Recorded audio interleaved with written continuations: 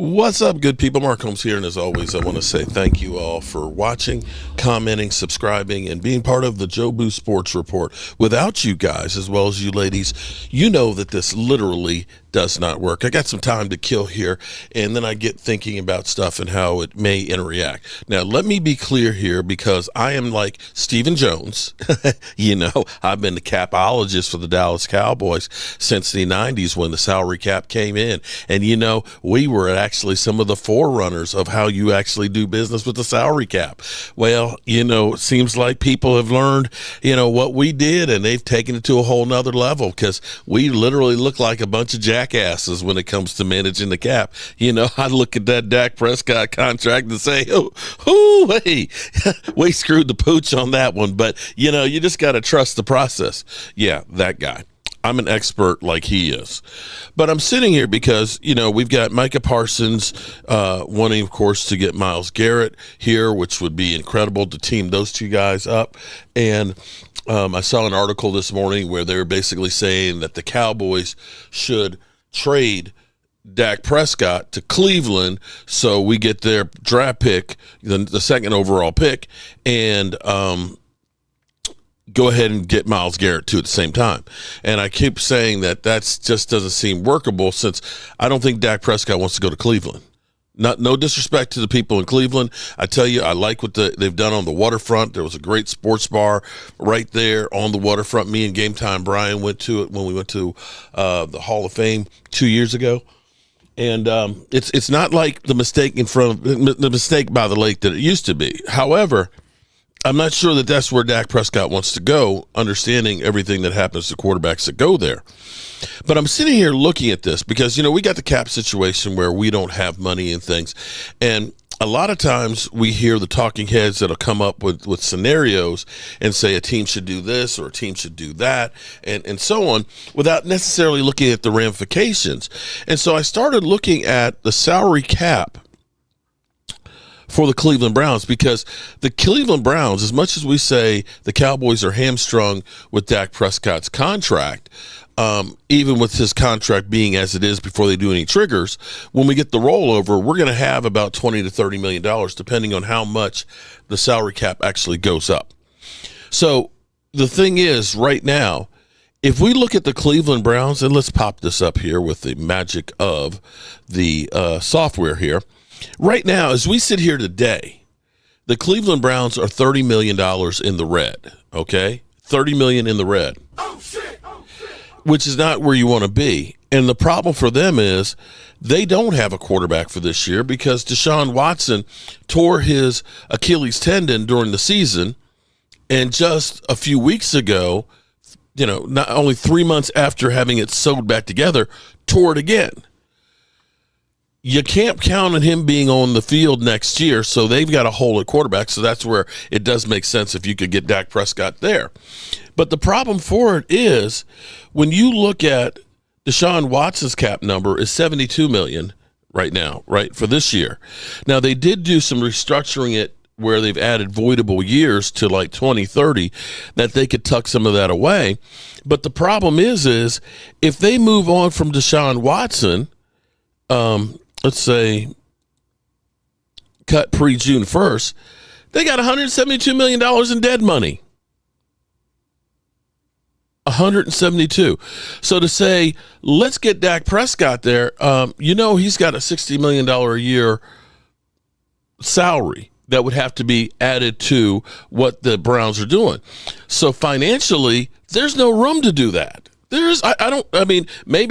Maybe there's some creative ways to do that, but if you talk about taking the two highest paid quarterbacks and putting them on the same roster, I don't see how that works, even though Deshaun Watson may never play another down in football. But I also want you to look at something else here too that is kind of crazy. And again, I'm not a capologist expert, and there may be some ways around this, but right now for Cleveland, Myles Garrett's cap number is only $19 million, which is a great cap number. But the problem is, if they go to trade, let's say trade here, okay? Trade pre-June 1st, which is when, if you're going to trade him, you want to trade him so you get a draft pick for this year. they're going to take on $36 million in dead money. So I keep them, it's $19 million of salary. I get rid of them, it almost doubles to 36. And we're talking about a roster right now that has no money. You're $30 million in the red right now. If you trade Myles Garrett, you're going to add another $17 million to that. You're going to have to restructure other deals. You're going to have to restructure Deshaun Watson to kick it down the road just to get rid of Myles Garrett. And instead of, here's the reality of it. As great as that sounds for Cowboy fans, yeah, we'll take the number 2 pick. The Browns' best option is to draft another quarterback, because drafting a quarterback with that number 2 pick is going to at least give you some cap relief. His cap number is only going to be a few $1 million in comparison to a Dak Prescott who's in his 30s. And so this is where I'm kind of like, where do y'all come up with some of the ideas that you talk about, on here in the news? Do you not understand how some of these things work? How do you take on a $60 million contract when you're already eating a $72 million contract?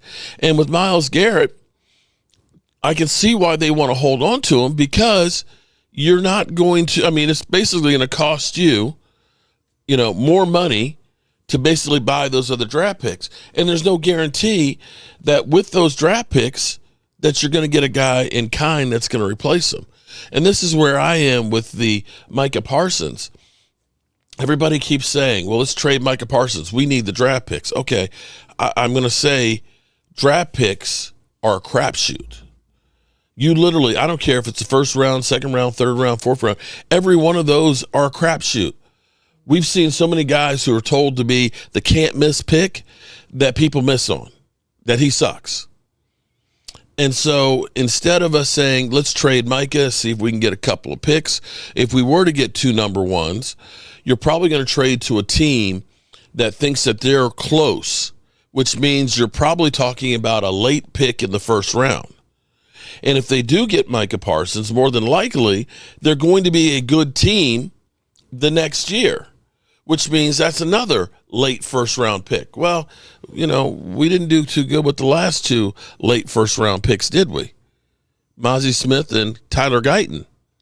And you're talking about taking a guy who has been an all-pro, has been basically a guy who's always in the conversation of defensive MVP, and we're going to give him up for Mozzie Smith and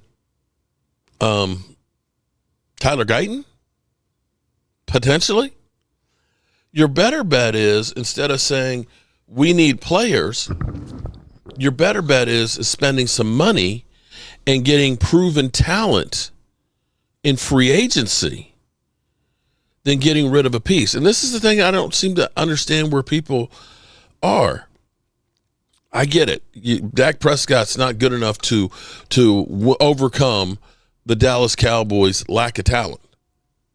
I get it. Until we can actually get Superman, I don't know that there's anybody that's going to. How about you go out there and you invest in the roster and the positions that aren't as hard to fill to get a quality wide receiver, instead of signing a guy who's coming back on one leg like Michael Gallup? You sign a guy who's actually got 2 good legs going into the season. How about you decide, instead of trading for Myles Garrett, you go through and you sign the best defensive end that's out there in free agency, and you get a defensive tackle to go with it, and you hold on to your draft picks to get some other spots filled. It seems like everybody makes this out to be rocket science of what we can't do as opposed to what we can do.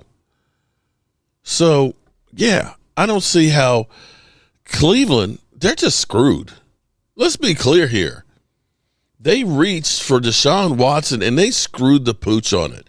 And it's going to cost them for several years.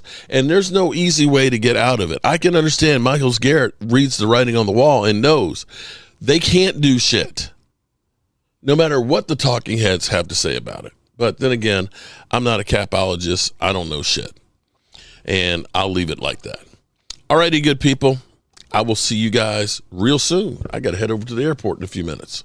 Peace out.